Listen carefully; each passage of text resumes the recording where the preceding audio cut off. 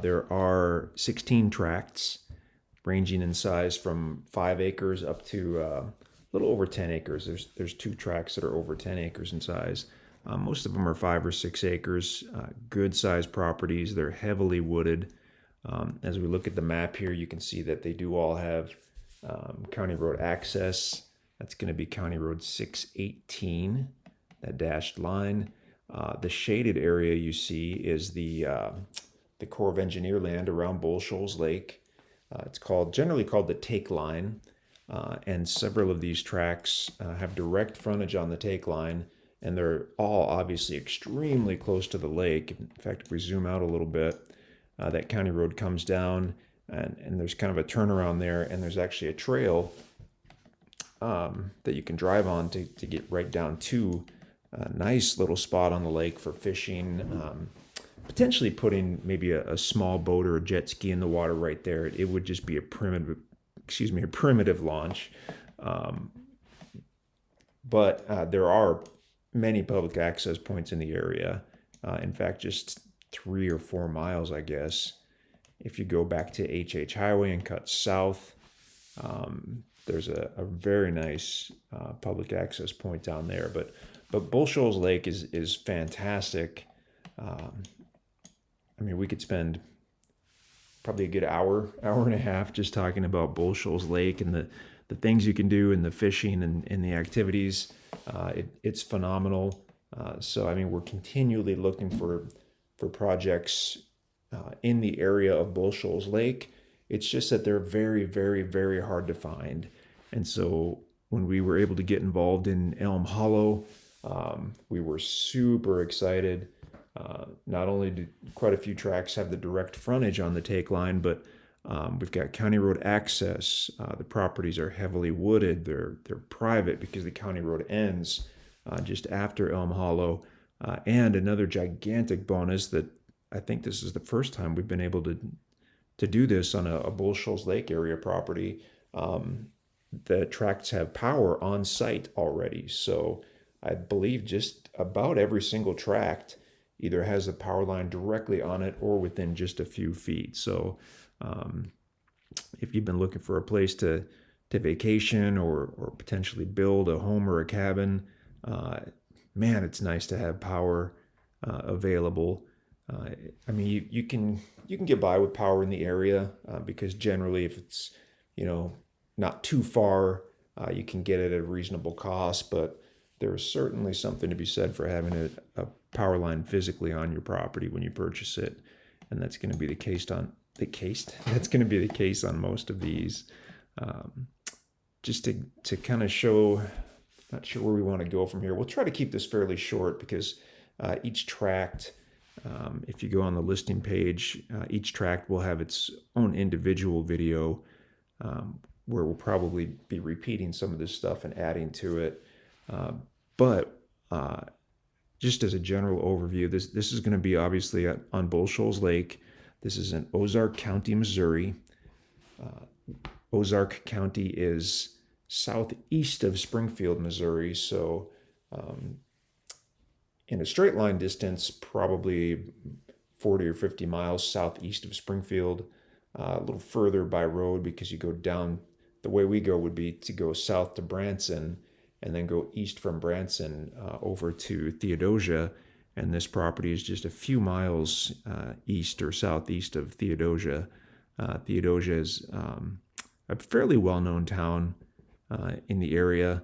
A lot of resorts and activities and all that good stuff there. So if you just do a Google search for resorts on Bull Shoals Lake or anything like that, I mean, there are dozens of small resorts, medium resorts, large resorts on this particular area. This is kind of more the family-friendly section of the lake. It's not as densely populated as some other areas of Bull Shoals Lake. So the resorts here tend to be more family-oriented. They're going to be smaller, medium operations, which is generally a good thing.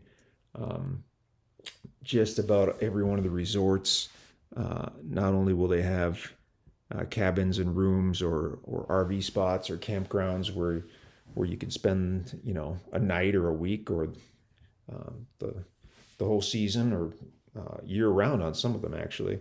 But in addition to that, they pretty much all that we've seen rent boats as well, and that can be so fun to come on down. It just puts a whole new level to the vacation if you're coming down to fish and swim, to rent a boat even for a day, and take your family and your friends out on that and explore the lake. It's just phenomenal. But back to the tracks here. As we look at this, why don't we'll just quickly we'll zoom out a little bit and we'll show you where this is in relation to Springfield, and maybe show you the lake a little bit. We're using the MapRight interactive map. It's actually not called MapRight anymore. It's called Land ID. They changed that recently, but it's the same map. And we can zoom in and out, and we can change the base layers and look at different things. And as I mentioned earlier, not only will there be an intro video for each of these properties within its specific listing page, but you'll probably see a similar MapRight or Land ID, I guess, map within that listing page as well. As far as the listing pages, if you haven't already seen it, if you're on the main Elm Hollow page on our website, watching this video, then at the top of the listing page, there'll be a map similar to this one that shows the tracks. Directly below that, there will be a table with the track numbers. It'll have the sizes, it'll have special features on the properties, and it'll say available or sold on each tract. So any of the available tracts, just feel free to click on the tract number within the table. The map itself probably does not have clickable links, but within the table you can click on the tract numbers and you'll go to the listing page for that tract. Okay, so as we zoom out here, the labels will get a little crunched up, and that's just a function of this interactive map. And there you can see a small part of Bull Shoals Lake, which is a massive, massive lake, something like 60,000 acres of water on Bull Shoals Lake. Okay, so now we're zooming out still. The green area that you see, that's the Mark Twain National Forest, and which is open for public hunting and recreation. And that's an interesting thing that a lot of people don't know about Bull Shoals Lake and Table Rock Lake, the lakes that are maintained by the Army Corps of Engineers. The buffer zone, the take line around the lake, is also generally open for public hunting, very similar to a national forest type situation. So I guess in the off season, if you don't feel like using the lake, you've got access to thousands of acres of hunting land as well, which is pretty cool. So let's switch this over to a street map. That's a little less busy, so we can see that more easily. Okay. So if you look back down here, you can kind of see the little blue square.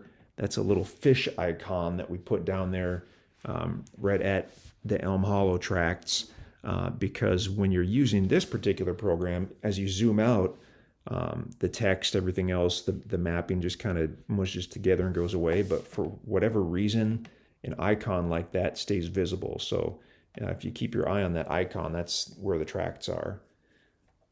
And as we look over here to the upper left, that's going to be Springfield, Missouri. Springfield is fantastic. It's the largest town largest city in southern Missouri for sure. It has really just about anything you could need, including a nice handy airport, which is large enough to have numerous direct flights, but small enough that you can get in and out in no time. I mean, you park in the lot and or take your Uber or whatever you want to do. But even if you're parking in the lot, I mean, it's a 30-second walk to get inside the airport. It's just laid out really nicely. But anyway, from Springfield, the way we would likely go to the property is we would go south on Highway 65.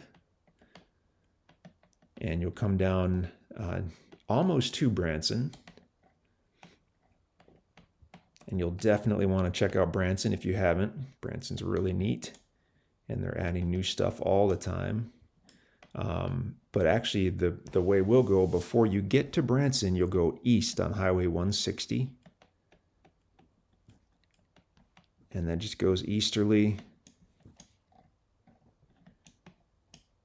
curves around a little bit. You'll go through Forsyth, keep on going. You kind of go through the National Forest, which is very pretty. And before too long, you will get to the little town of Theodosia. Oops. Okay, there we go. And it's showing part of the lake there. Now here's where the labels are getting a little messy. Why don't we see if we can turn those off briefly? There we go. Okay, so from Theodosia, and let's go back to a Google map. Keep going east, you'll cross the large bridge across Bull Shoals Lake. And then very shortly, you will see Highway HH, which goes to the right or to the south. The actual name of the town is Isabella, which I believe is really just a small restaurant. It doesn't seem to be anything else there. So you'll take HH southerly, and you really don't go too far on that.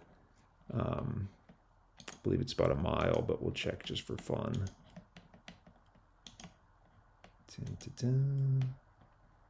It's not even a mile. Go about half a mile on HH, and then you'll be going east onto County Road 618, which is a gravel road, so look for that. And then you'll take County Road 618 to the east for, looks like maybe a mile, and you'll start seeing the tracts on the right side of the road initially, and then once you get a little further in, some of the tracts actually have an area on both sides of the county road, so very nice access that way. And I think we could turn those labels back on now that we've zoomed in a little bit. See if they pop up. Okay. And again, 618 goes all the way down and actually ends just south of Elm Hollow. And then what we tend to do is take this little pink road or trail, and that goes right down to the south. And there's a nice spot right there where you can park and fish, or potentially put a small boat or a jet ski in the water or whatnot right there. It would just be what they call a primitive launch, which is essentially a hard packed gravel type area where you can back your trailer into the water. Super private, just gorgeous. We mentioned earlier having the power, which is great. The properties are heavily wooded, and every tract is different. There are no two that are the same out here for sure. Using the interactive mapping program is great because you can change the base map, and even if you're using two aerial maps that are similar, sometimes they happen to show the property at different times of the year, which can give you a good look at it, kind of another dimension. So on this one, we're using, it's just a basic satellite aerial map.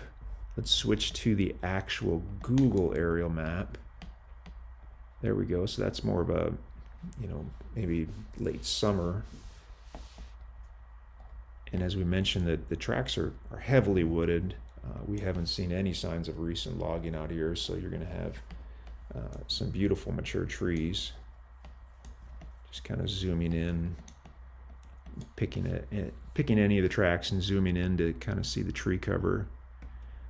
So why don't we go to a topo map quickly, and then we'll wrap this up. And you could certainly check any of the specific tracts by clicking on the tract within the table on the listing page. But if we go to a topo map here, Whoops.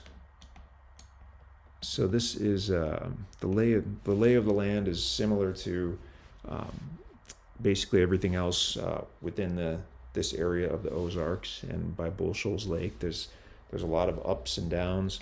The road comes in kind of on the middle of a wide ridge, and then once you get to about track maybe 2 or 3, it's sloping down gradually, and it slopes down gradually all the way, all the way to the water in the lake actually. But as we look at this, we're basically seeing on tracks 1, 2, 3, 4, and 5, you've got the county road, and then as you move away from the county road, it's going to slope down. And the cool thing is you have this creek bed which crosses over essentially all the tracts, and you can see it fairly well on the topo here. And then it goes down and feeds into Bull Shoals Lake. So that's going to be a seasonal creek bed or a wet weather creek bed. You can't miss it when you go out and look at any of the tracks. I mean, it's a very well established gravel creek bed. I mean, it's probably been there many thousands of years. There's some cool fossils and rock formations. And we have been out there when it's been flowing, and it certainly is pretty. We've also been out there when there's just been some pools of water in it, and we've been out there when there hasn't been that. So it's again what they call a seasonal or a wet weather creek. But in addition to being really cool, it also potentially gives you a source of free gravel if you're doing building supplies. If you're doing a building project and you need some building supplies as far as either decorative gravel or some fill gravel, that creek could potentially be a good source of that. Part of the creek bottom is gravel. There are spots where it's flat rock, kind of shelf rock, and then everything in between. So it's pretty neat. But in general, the creek bed is going to be the lowest spot on any of the tracts, and it rises up as you go one way or the other from the creek bed. So say tracks 1 through 5, as you go west from the county road or southwest, it's going to be sloping down toward that creek bed being the lowest spot on the property, and then crossing over that, it starts to slope back up. And then tracks 6 through, say, 15, well, most of those, which you actually own on each side of the county road. Why don't we just pick one again? We'll pick track 7, and we'll zoom in on that. So we've got the county road here. As you go westerly toward the creek bed off the county road, it slopes down. Get to that creek bed, cross over it, it starts to slope back up. Track 7 looks like it starts to really level off actually on the west side. And as we go easterly, it looks like it stays fairly level for a while and then starts to slope down more steeply as we get toward the lake itself. Basically, the main thing you need to know about topo maps is the lines are called contour lines, and they're indicating a change in elevation. So on this map, as similar to many topo maps that we work with, the change in elevation between 2 contour lines is 20 feet. So every 5th line is a thicker line, a darkened line, and that's just because it's an easy way to then check 100-foot intervals of elevation change, because 5 times 20 is 100. So if we go from this darkened line all the way up to this darkened line, we know that's 100-foot elevation change approximately. And it's the elevation is above sea level, numbered above sea level. And so if we go and find any of these numbers, like say this 700, that darkened line is the 700-foot above sea level elevation line. This is not on the property. We're over east of the property where the little white hand is waving around here. But if you look up here, you've got 800, so that's 800 feet. And this is a good example of an area that's going to be more steep because you're going from 700 to 800 over a somewhat short distance. So that's going to be steeper than if the lines were further apart. So the actual elevation of the lake itself, I believe, is around 650 feet. But Bull Shoals Lake was a man-made lake. They built an enormous dam back in the early 1950s for two reasons: for power generation and for flood control. And so with that, they do allow the water level to fluctuate quite a bit in Bull Shoals Lake. So it can be anywhere from 650 feet above sea level to 680. I'm not sure about the numbers, but the water level fluctuates quite a bit, and that actually is why on a Corps of Engineer lake like Bull Shoals Lake, Table Rock Lake, I think Taneycomo, these are all Corps of Engineers lakes. That's why if you look at this, whoops, there we go. Not only does the Army Corps of Engineer control the lake itself and the actual frontage, but they have this buffer strip around the lake called the take line by most people in the area. And that is specifically because of the fact that they do raise and lower the water levels. So when they're doing a big project like this, they figured out a long time ago that they can't raise the water levels onto people's private land and not have people get very upset by that. So rather than have them get extremely upset every year, they basically did a what's it called, a eminent domain, I guess, in the 1950s to get all the land around the lake as well. So they bought from everyone who would sell. Those who wouldn't sell, they did whatever they do through eminent domain and paid them that way. But that's why you've got this huge area around the lake, and that's simply so they can change the water levels without affecting people's private land. So when we get back here, that's what enables you to access not only the water itself, but also thousands of acres of additional land that's controlled by the Army Corps of Engineers and is essentially public land that you can use for hunting as well as access to the lake itself. So that's pretty cool. Oop. So another cool thing about this interactive mapping program is when you change the base maps, and as we mentioned, it shows the property not only at different times of the year, but the maps can often be from years apart. We know Google updates fairly regularly. If you're looking at a Google map, it's probably not more than a couple years old. We've seen some that are maybe 3 or 4.